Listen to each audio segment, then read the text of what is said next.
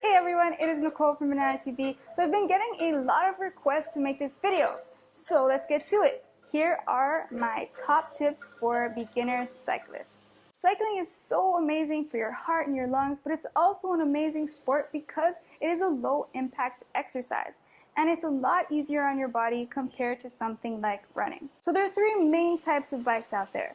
There are mountain bikes, road bikes, and then hybrid bikes. And in this video, I'm going to be focusing on road bikes. So let's start from the beginning. How to buy a bike.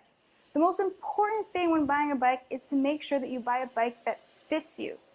Most bike shops, you can get your bike fitted for you, and that's something that I definitely recommend. It's a little bit pricey, but worth every penny. Not only are you going to be more efficient on your bike by getting your bike fitted, but you're also going to prevent injury this way, and it's going to be overall more comfortable, so you're going to want to get out on your bike more. So my next tip is probably the most important tip that I can give you, and that is to not leave the bike shop without buying a helmet. The helmet is the most important piece of safety equipment that you can have. It doesn't matter how long or how short your bike ride is, do not leave your house without it. Majority of accidents happen close to home, so even if you're just going down to the grocery store and back, wear your helmet. So the correct way to wear your helmet is to make sure that it is centered in your forehead. You don't want it to be like this. You don't want it to be like this.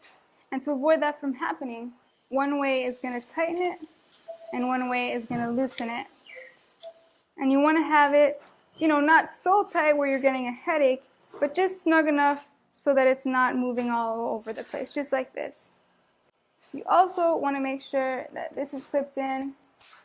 So this is a perfect example of it being too loose. You don't want it to be able to slide over your chin like this. You also don't want it to be too tight. A common mistake is that it's too tight, and when you're looking down, it kind of feels like you're cutting off blood circulation. So you have to try it on yourself and make sure that it's not too loose or too tight. So my next and very important tip is to invest in a floor pump. Hand pumps, they're all right, they get the job done. But I think it's worth the money to invest in a floor pump because you want to be pumping your tires every single day. So many people start riding and forget how important or just don't know how important it is to pump your tires every day. And it's important for a couple of reasons. One, it's really bad for your rims if you're cycling with low pressure. It can damage your bike, can damage your rims. And second, you're going to be a lot more efficient on the bike if you have your tires full. And very lightly on the side of your tire, you will be able to find your PSI. So you might notice that I have a pair of clip-on pedals on my bike.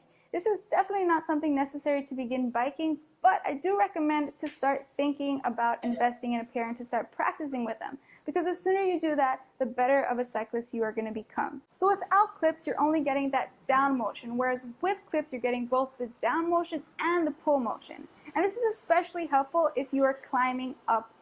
So this is what most road bike handlebars look like, minus this piece in the middle. I actually did a triathlon not so long ago, and that's why I have these on.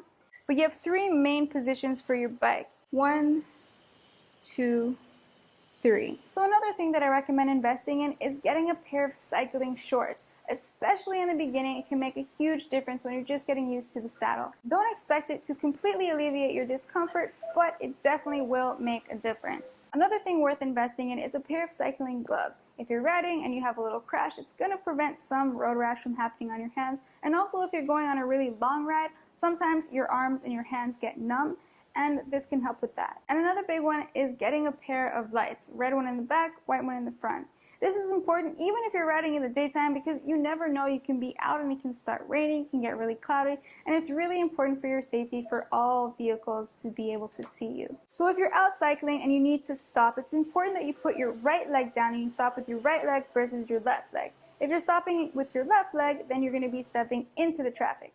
Of course, it's different if you're cycling in somewhere like South Africa. When turning right, you want to keep your right knee up, and the same if you're turning left, you want to keep your left knee up to avoid hitting the ground with your foot. So when you're out cycling, you want to think of yourself as a car because bikes do follow the same rules as cars. Obviously not if you're on a highway, but if you're in an area that doesn't have bike lanes and it's very unsafe for the car to pass you, you want to be in the center of the road. It's also very important that if you are cycling with a buddy and you're having a conversation together, that you keep your head straight and you're not talking and turning. Because it's very common that you turn your bike wherever your head turns. and it's a lot more safe if you just speak up louder instead of turning your head to try and get your message across. And my last tip, which really helped me start to get into cycling, is to get on Strava. Strava is kind of like the Facebook for athletes. And it's super cool because you can track your fitness and you can set goals for yourself and do challenges and find different segments in your area that you can try and improve on for next time. And it's also a great place to meet new athletes. So thank you guys for watching. If you guys enjoyed this video, found it helpful, want more videos like this, give it a big thumbs up. Let me know if you have any other questions in the comment section below. Don't forget to make your day wonderful, and I will see you soon. Because half of Banana TV wants to, and half of Banana TV doesn't want to. So anyway, I think it's important that we communicate to our viewers where we stand.